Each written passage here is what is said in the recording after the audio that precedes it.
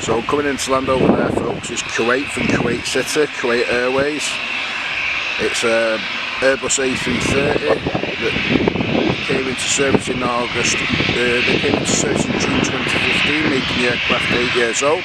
It's just travelled 2,620 nautical miles in a time of just under 6 hours. The registration is 9 Kilo Alpha Papa Bravo, Kuwait Airways A330 from Kuwait.